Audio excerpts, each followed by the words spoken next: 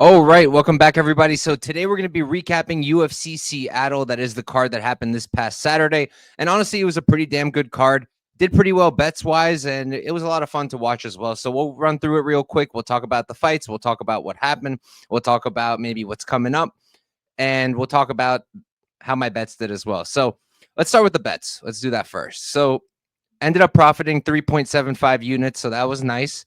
Cashed Anthony Hernandez money line minus 260 to win 1 unit. Cashed Ion Cutelaba money line plus 155 for a 1 unit stake. And I also cashed Cutelaba round one sub, which I'm pretty hype about, at plus 2,000. That was 0.1 units to win 2. And then I had Nick Klein for a quarter unit at plus 700. That obviously lost. We had Ricky Simone at plus 240 for a half unit that cashed. We had Eric McConico at plus 270 for a unit that did not cash.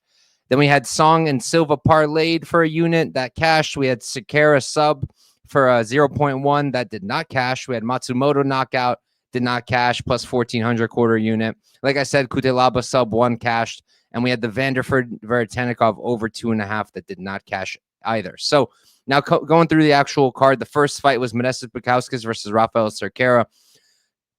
I said it. I said it during my breakdown last week. I was like, listen, I understand not liking Modestas at minus 300 or whatever he is, but there's just no real reason to think that Cerqueira is a good bet there. And it just didn't make sense to me outside of blind fading Modestas, which, like, I get it, but not really, not with Cerqueira. And I was right. I was right. He came in there the second the fight started and my guy was like this. I was like, all right, this dude is not UFC level. He doesn't have the defense. I don't know about his other skills. He didn't really show much. He landed one punch, but there's no defense at all. He doesn't know how to react to shots. He doesn't know what to do when he's turtled up with his back against the fence. He doesn't know what to do. So Modestas looked amazing, cashed in the first round, and good for Modestas. Honestly, we're probably going to get a better fade spot with him now down the road. He got a round one knockout. That might get overhyped. And maybe the next time he fights, he'll have a better opponent and he'll be mispriced. And then maybe we can fade him. But in my opinion, you got to pick your spots. And I'm glad I stayed away there. I did have a 0.1 unit on Cerqueira sub at plus 2,000. Figured it would probably lose, but I also thought that if he does win, it's probably because he has a grappling edge, and that would be where you got it done. So glad I kept it just to that. And then we had Nursultan Rizabova versus Eric McConico. I really expected more from Eric. I still think he's a good fighter. I just think he was really caught under the bright lights. That was like one of the strongest examples, I think, of a new fighter just getting kind of not knowing what to do under the bright lights of the UFC when they make their debut. And it was on short notice, to be fair to him as well. So can't blame him too much, but he did look kind of like, I don't want to say scared, but super uncomfortable, super hesitant. And Nursultan got it done. So good for him. I hope Eric gets another chance, though. I think he's a solid fighter. Then we had Vanderford versus Veritanikov. My biggest mistake there was I liked Vanderford to win. I missed the plus money on him. So I figured, you know what? He probably wins by decision. Let me just play the over instead and then cover myself if Veritanikov wins by decision. And it was a bad move because Vanderford came in there, was super dominant and got the finish, and my over lost even though my read was correct. So that felt bad, but good for Vanderford. That was a really good performance. Good job by him. Really dominant wrestling. I think 170 is a good weight class for him, better than middleweight, which is where he was at Bellator. And weird behavior from Veritanikov. I'm a fan of the guy. I kind of like him, but after that, it was like, I don't know. I don't know if I'm a fan anymore. He started picking a fight with Vanderford after losing to him. I don't know what that was about, but very bad look after getting cooked also in a fight. So good for Vanderford. Nikolai should probably stop doing that kind of thing. Simone Basharat. Simone knocks out Basharat in the first round. I mean, I bet on Simone there. I thought that the line was just too wide, but I did not think he was going to knock him out. And that was a pretty crazy knockout. Inspired a whole ton of memes now. And yeah, good for Ricky Simone. Everybody was saying he was washed. He was washed. He was washed. I did not think he was washed. I just thought he had really tough opponents, and that ended up being the truth. So glad he got back in the win column. And I'm sure that Basharat is not going anywhere. I still think he's a pretty damn solid fighter. And now we'll probably going to get a nice line on him next time out. Now the market's going to be like, oh, this guy stinks. And then we're going to get a nice price on Basharat that's not minus 300. All right, then we had Mansour Abdul Malik versus Nick Klein. Really, really crazy fight. Nick Klein had a few moments, hurt Malik with that, I believe it was the spinning elbow or whatever it was. but it was just a mess of a fight. Ultimately, Malik able to kind of just take over and get that finish in the second round, I believe. And, I wouldn't say it was necessarily a good look for either guy, but they're both very green. They're both very new. And I'm glad they're both in the UFC. They're both going to give us a lot of exciting and fun fights. And ultimately, I do think that Malik has a really, really high ceiling. And I hope they slow build him. I hope they don't push him. He's not ready for the big names yet. But if they build him up slowly, this guy might very well be a future champion. So definitely look out for Mansour Abdul Malik. But I think both guys are going to put on some fun fights in the UFC. After that, we had Melky Costa versus Andre Fili. Costa ends up getting the guillotine choke with 30 seconds left in the first round. Not really much you can take from it. Fili looked pretty good until he didn't, and Costa pulled it off. Really, not a ton you can take from it. Fili probably towards the tail end of his career at this point, 24-12. Maybe he's got another fight or two left in him, but I wouldn't really expect too much left for Fili. And then Costa, not going to be a champ or anything, but I'm sure he can put on some more fun fights at 145. After that, we had Kutelaba versus Aibo Aslan. Kutelaba able to take Aslan down after they kind of just wing at each other real crazy for 2 minutes. Kutelaba takes him down and then subs him pretty easily. That was kind of my read there, where I felt like Kutelaba, much better grappler, much higher level of competition, and that's why I bet his money line. And then on top of that, the reason I bet the round one sub was Ibo Aslan's ground game is completely untested outside of Anton Turkali, who I don't really rate that highly at all. I think Kutelaba is a much better wrestler. And Kutelaba, I've always thought, has really low-key jiu-jitsu. And we kind of saw that in the fight before this where he was able to take the back of Aibo Arslan. So going into this fight, I was like, look, he could probably stand with him, but his major advantage is going to be on the ground. I think he's going to shoot relatively early because he does. Most of his fights, Kutelaba's shooting pretty early. And I was like, they're going to be dry in the first. So I think if he gets the sub, it's probably going to happen in the first round when they're dry, when he's most like at his peak before he's tired. And at plus 2,000, I felt like the sub line there was just way, way off. So I took the round one sub, plus 2,000, cashed it, and that felt real nice. After that, we had Menefield versus Julius Walker. Walker was making his UFC debut on short notice. He was 6-0 going into it, had never fought any real good competition, was fighting Menefield, who I believe is ranked number 15.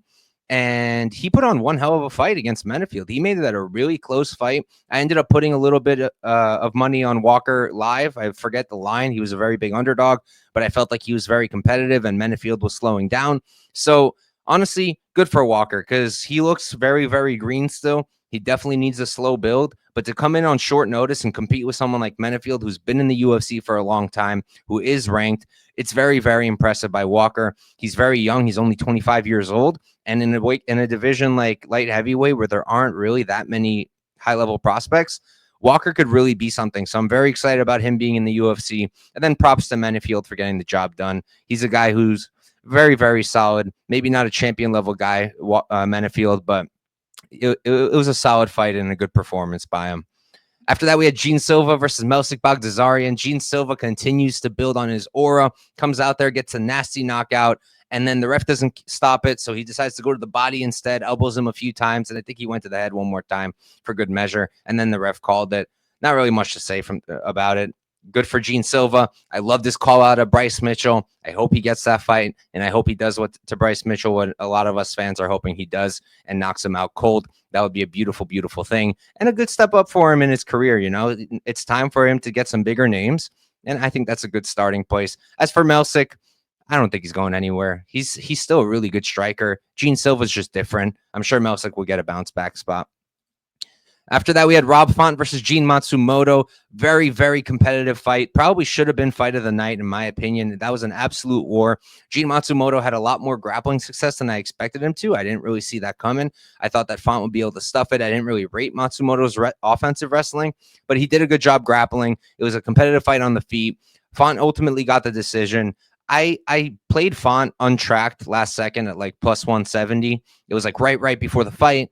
I just got to our friend's house and I was like, you know what, plus 170 on Font. I'll put a little something on it. And I played it small and I didn't think he won. I thought that Gene won personally, but it was a really close fight. I wouldn't say robbery.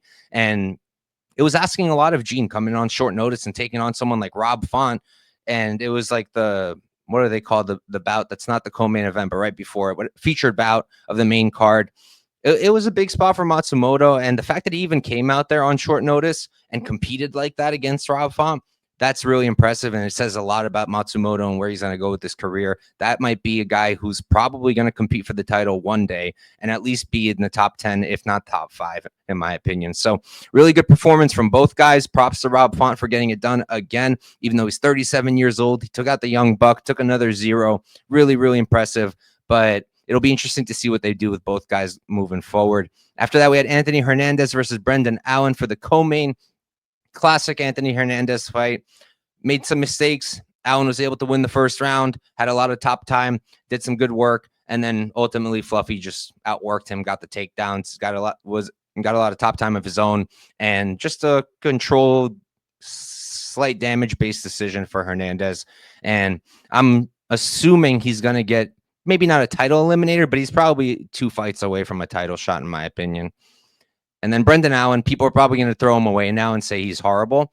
And that'll be good for us because as long as you're not biased with your betting, it could lead to some good spots. Market will probably overcorrect. We'll get a nice line on Brendan Allen. And he's the guy who normally I like to bet on, not against. So I'll be looking forward to that. And then for the main event, we had Song Yadong versus Henry Cejudo. Really, really weird situation. I still don't fully understand what happened there. I thought that Song Yadong was winning that fight. I thought that he did win. I felt it was like 2-1, but 3-0 Song also kind of makes sense to me. But either way, the eye pokes were pretty ridiculous. No points taken. Don't know what we're doing here. And then the whole thing with Henry just waiting out the 5 minutes. And then he did the thing to the crowd where he was like waving or whatever it was. And then the ref started the 4th round. Not sure why, because I'm pretty sure you can judge it after the 3rd. You don't need to start the 4th, as far as I understand. But I like these rules are kind of past my head. I don't really know exactly what happened there, but it was a really, really weird situation. Ultimately, the right guy won, but who knows what would have happened in the 4th and 5th round, you know? Maybe Henry would have been able to do something. You never know. It's MMA. So it's a shame it got stopped that way. It was a fun main event, but good for Song Yadong. He'll probably get a big name after. I know both guys expressed some interest in a rematch, but Dana shut that down pretty quick. And I understand him. Like, why would you do that? It wouldn't really make sense. There's not going to be any hype going into it. No one's going to care. And might as well just keep building up Song. He's only 28 still, despite all of his fights. He's still very young. So why not build him up? And if Cejudo wants to keep fighting, give him someone like Rob Font. That could be a good fight, you know? No reason to force a rematch. It just doesn't make sense. And I think Dana's doing the right thing by not making that rematch. And that's it, guys. That's UFC Seattle, the recap. Thank you guys for tuning in. Make sure you tune in tomorrow, Tuesday, to watch my breakdown for UFC Vegas 103. And then we've got UFC 313 coming up, which I'm very excited for. And I've already got a big bet down for. Make sure you're in my free Discord. The link will be in the description of this video. That's where I post all my bets, my breakdowns, my notes, all that good stuff is in there. So make sure to check that out. And I'll catch you guys next time.